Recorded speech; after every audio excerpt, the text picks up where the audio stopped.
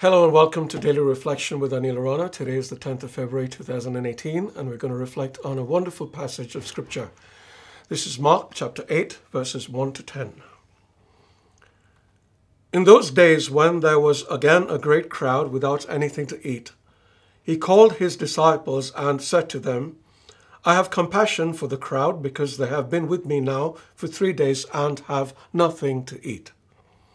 If I send them away hungry to their homes, they will faint on the way, and some of them have come from a great distance. His disciples replied, How can one feed these people with bread here in the desert? He asked them, How many loaves do you have? They said, 7.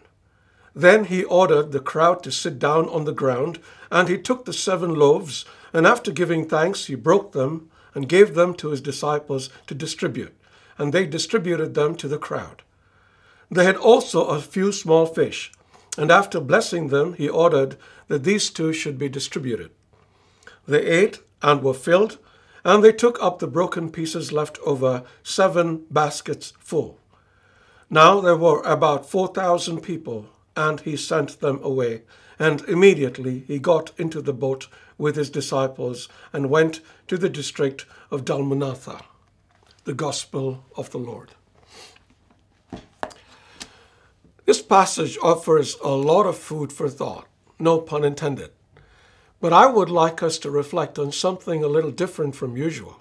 The significance of ordinary items in the Bible like bread and numbers. How many loaves do you have? Jesus asked, and the reply was 7. Now both bread and the number 7 have deeper significance. Bread is a fairly obvious symbol for anyone familiar with Scripture. In Numbers 4:7, God uses bread as a sign of his presence.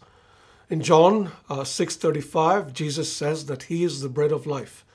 In Matthew 26:26, he took a loaf of bread and after blessing it, he broke it, gave it to the disciples and said, Take, eat, this is my body.